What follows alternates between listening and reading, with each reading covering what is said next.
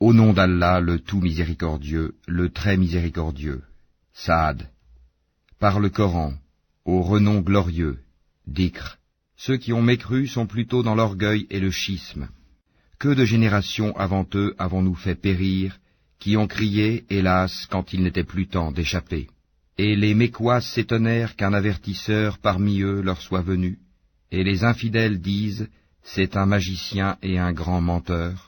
Réduira-t-il les divinités à un seul Dieu? Voilà une chose vraiment étonnante.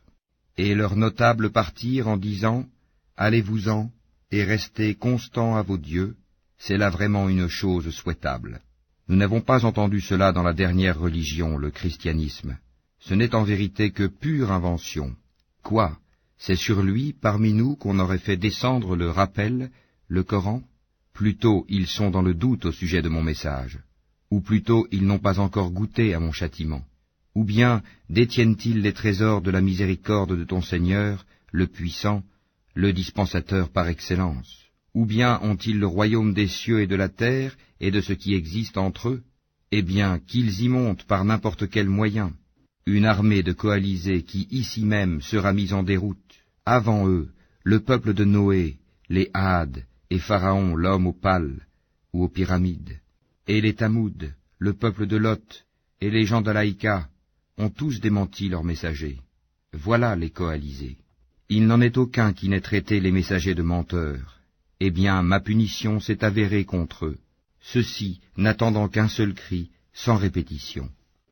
Et ils disent, Seigneur, hâte-nous notre part avant le jour des comptes. Endure ce qu'ils disent, et rappelle-toi David, notre serviteur, doué de force dans l'adoration, et plein de repentir à Allah. Nous soumîmes les montagnes à glorifier Allah, soir et matin en sa compagnie, de même que les oiseaux assemblés en masse, tous ne faisant qu'obéir à lui, Allah. Et nous renforçâmes son royaume, et lui donnâmes la sagesse et la faculté de bien juger. Et était-elle parvenue la nouvelle des disputeurs quand ils grimpèrent au mur du sanctuaire? Quand ils entrèrent auprès de David, il en fut effrayé. Ils dirent, n'aie pas peur, nous sommes tous deux en dispute, l'un de nous a fait du tort à l'autre. Juge donc en toute équité entre nous, ne sois pas injuste, et guide-nous vers le chemin droit. Celui-ci est mon frère, il a 99 brebis, tandis que je n'ai qu'une brebis. Il m'a dit, confie-la moi, et dans la conversation, il a beaucoup fait pression sur moi. David dit, il a été certes injuste envers toi en demandant de joindre ta brebis à ses brebis. Beaucoup de gens transgressent les droits de leurs associés, sauf ceux qui croient et accomplissent les bonnes œuvres, cependant ils sont bien rares. Et David pensa alors que nous l'avions mis à l'épreuve. Il demanda donc pardon à son Seigneur, et tomba prosterné et se repentit. Nous lui pardonnâmes, il aura une place proche de nous et un beau refuge. Ô David, nous avons fait de toi un calife sur la terre. Juge donc en toute équité parmi les gens, et ne suis pas la passion, sinon elle t'égarera du sentier d'Allah. Car ceux qui s'égarent du sentier d'Allah auront un dur châtiment pour avoir oublié le jour des comptes. Nous n'avons pas créé le ciel et la terre et ce qui existe entre eux en vain. C'est ce que pensent ceux qui ont mécru. Malheur à ceux qui ont mécru pour le feu qui les attend. Traiterons-nous ceux qui croient et accomplissent les bonnes œuvres comme ceux qui commettent du désordre sur terre? Ou traiterons-nous les pieux comme les pervers? Voici un livre béni que nous avons fait descendre vers toi, afin qu'il médite sur les versets et que les doués d'intelligence réfléchissent. Et à David, nous fîmes don de Salomon, quel bon serviteur. Il était plein de repentir.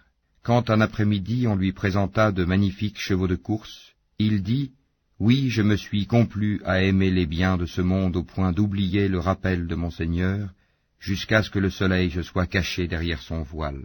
Ramenez-les-moi. » Alors il se mit à leur couper les pattes et les coups. Et nous avions certes éprouvé Salomon, en plaçant sur son siège un corps. Ensuite il se repentit. Il dit, « Seigneur, pardonne-moi, et fais-moi don d'un royaume tel que nul après moi n'aura de pareil, c'est toi le grand dispensateur. » Nous lui assujettîmes alors le vent, qui, par son ordre, soufflait modérément partout où il voulait, de même que les diables, bâtisseurs et plongeurs de toutes sortes, et d'autres encore, accouplés dans des chaînes. Voilà notre don, distribue-le ou retiens-le sans avoir à en rendre compte. Et il a une place rapprochée de nous et un beau refuge. Et rappelle-toi Job, notre serviteur, lorsqu'il appela son Seigneur, le diable m'a infligé détresse et souffrance. Frappe la terre de ton pied, voici une eau fraîche pour te laver, et voici de quoi boire. Et nous lui rendîmes sa famille, et la fîmes 2 fois plus nombreuse, comme une miséricorde de notre part, et comme un rappel pour les gens doués d'intelligence.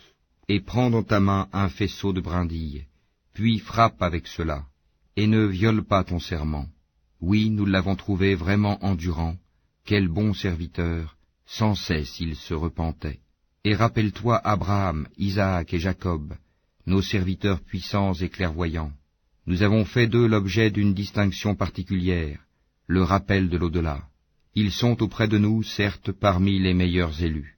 Et rappelle-toi Ismaël et Élisée, et Dal-Kifl, chacun d'eux parmi les meilleurs. Cela est un rappel.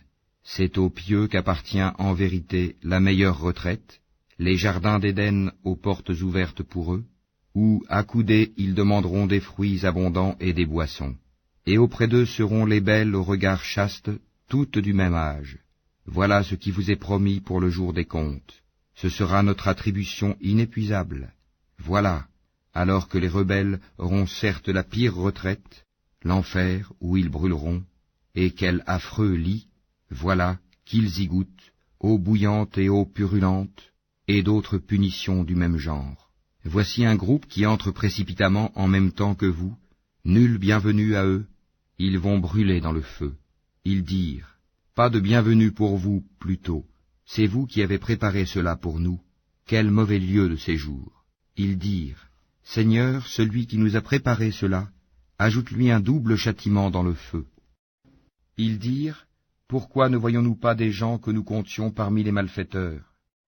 Est-ce que nous les avons raillés, à tort, ou échappent-ils à nos regards? Telles sont en vérité les querelles des gens du feu. Dis, je ne suis qu'un avertisseur, point de divinité à part Allah, l'unique, le dominateur suprême, Seigneur des cieux et de la terre, et de ce qui existe entre eux, le puissant, le grand pardonneur. Dis, ceci, le Coran, est une grande nouvelle, mais vous vous en détournez.